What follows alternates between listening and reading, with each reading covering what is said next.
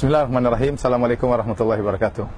Para pemirsa yang dirahmati oleh Allah Subhanahu wa taala, kita sekarang sedang berada di sebuah masjid yang nama masjid tersebut adalah Masjid Jami' Al-Imam Asy-Syaikh Muhammad bin Abdul Wahab, yang artinya adalah Masjid Jami' Al-Imam Asy-Syaikh Muhammad bin Abdul Wahab rahimahullahu taala. Suatu nama yang tidak asing bagi kita, bahkan kaum muslimin di tanah air, yaitu yang kata orang adalah Wahabi, ya.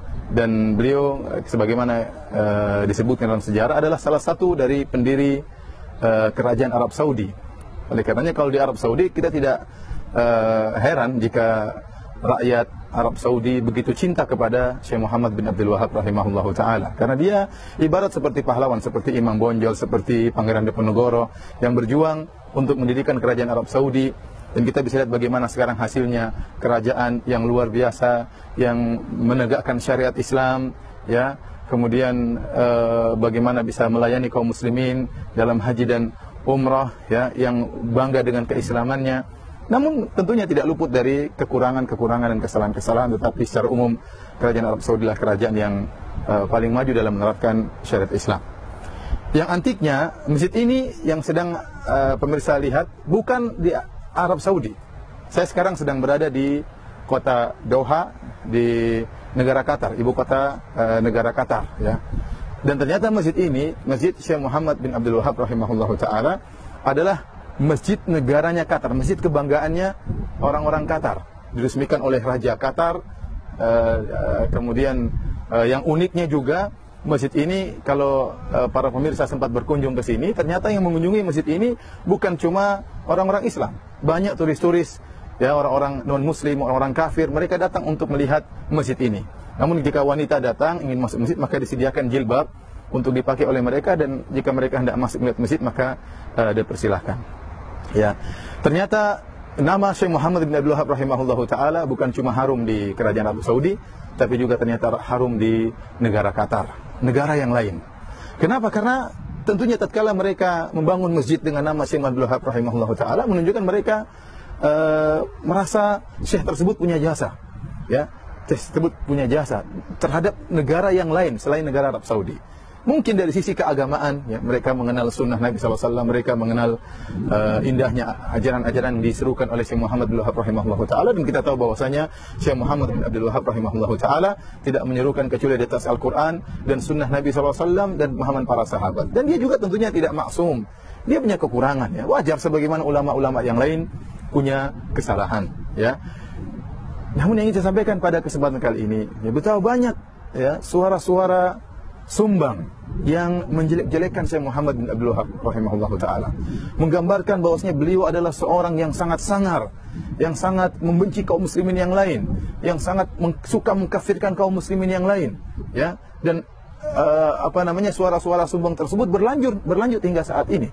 Betapa banyak dai-dai yang menyeru kepada sunnah dituduh sebagai orang-orang yang suka mengkafirkan kaum muslimin, yang suka seakan-akan hobi untuk menumpahkan darah kaum muslimin. Dan ini semua adalah kedustaan yang sangat nyata, kedustaan yang sangat nyata.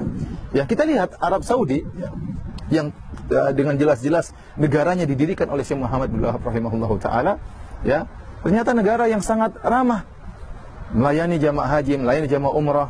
Apakah ada jamaah umrah ke sana datang kemudian ketakutan, takut dikafirkan, takut dibunuh, takut ditumpahkan darah? Enggak benar. Bahkan bagaimana kerajaan Arab Saudi sering memberikan bantuan kepada kaum muslimin di tanah air, di Aceh, di mana-mana, ya, tanpa memandang mereka mazhabnya apa, dibantu. Ini kaum muslimin mereka bantu, bukan cuma Indonesia yang dibantu, di Palestina dibantu, di Suriah dibantu. Padahal berbeda mungkin pemahamannya. Ya, kalau mereka mengkafirkan, ngapain bantu orang kafir? Ngapain Arab Saudi bantu orang kafir? Ngapain Arab Saudi bantu orang Yaman? Secara mazhab berbeda.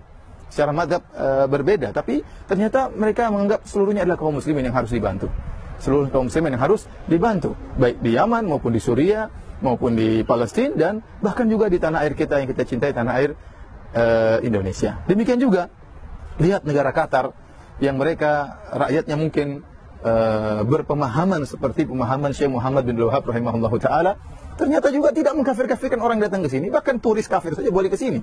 Ya, turis kafir saja boleh di sini. Kalau seandainya mereka sangar dalam mengkafirkan, kemudian suka menumpahkan darah, ngapain biarkan turis ada datang ke pada berdatangan ke masjid yang penuh berkah ini. Ini adalah gambaran yang menunjukkan bahwasanya ternyata dakwah Syekh Muhammad Abdul Wahab rahimahullahu taala ya menebarkan rahmat bukan cuma di kerajaan Arab Saudi, bahkan di negara-negara tetangga yang mengerti betul akan dakwah Syekh Muhammad Abdul Wahab rahimahullahu taala. Yang jadi masalah para pemirsa yang dirahmati Allah Subhanahu wa taala, banyak orang yang menilai tentang Syekh Muhammad Abdul Wahab rahimahullah tidak langsung dari buku-bukunya. Tidak langsung dari buku-bukunya, tapi mendengar dari yang lain. Ya, tentunya waktu di zaman beliau, waktu beliau berdakwah tak terjadi pertentangan. Itu biasa, ya, namanya orang tidak setuju kemudian terjadi pertentangan. Apalagi Syekh Abdul Wahab rahimahullah taala benar-benar serius dalam masalah memberantas kesyirikan. Bahkan kuburan-kuburan yang tinggi diratakan oleh beliau, dan ini membuat sebagian orang tidak suka, sehingga terjadi bantahan-bantahan, tuduhan-tuduhan bahwasanya dia dikatakan ngaku sebagai nabi, dikatakan mengkafirkan kaum muslimin, tuduhan yang macam-macam. Ya, oleh karena seorang terkadang mencela syekh tersebut dan tidak tahu tentang hakikat dakwah beliau. Kenapa hanya menukil dari orang lain? Ya, kalaupun dia membaca buku Syekh Abdul Wahab rahimahullah taala, dia hanya membaca dari sebagian, tidak membaca dari seluruhnya. Alhamdulillah sekarang sudah ditulis disertasi dan tesis mengenai dakwah beliau, bagaimana dakwah beliau yang sesungguhnya yang menyeru kepada Al-Qur'an dan sunnah Nabi sallallahu alaihi wasallam. Ini sedikit dari tuduhan dari suara-suara sumbang yang menuduh yang tidak kepada Syekh Muhammad Abdul Wahab rahimahullah taala. Ada tuduhan-tuduhan lain yang juga sering kita dengar, misalnya dikatakan Syekh Muhammad Abdul Wahab rahimahullah taala membenci Ahlul Bait. Padahal tidak benar. Padahal anak-anaknya rata-rata kalau tidak salah 6 orang semuanya dinamakan dengan nama-nama Ahlul Bait, ya. Kemudian juga dituduh misalnya kalau tentunya beliau benci dengan Ahlul Bait, kenapa beliau menamakan anak-anak beliau dengan nama-nama Ahlul Bait. Kemudian beliau juga dituduh melarang untuk bersolawat. Ini tidak benar, ya. Beliau sering bersolawat, demikian juga kita yang pelajari buku beliau sering bersolawat kepada Nabi sallallahu alaihi wasallam. Mungkin yang dilarang oleh beliau adalah solawat yang maknanya tidak beres atau mengandung makna-makna yang kurang pas, sehingga beliau larang, atau mengandung makna-makna kesyirikan, karena sebagian salawat-salawat dibuat-buat oleh orang terkadang maknanya bermasalah. Adapun salawat yang benar, kita sering bersalawat, saya juga sering bersalawat. Kemudian tuduhan yang lain, beliau dituduh melarang orang untuk berziarah kubur, padahal tidak benar.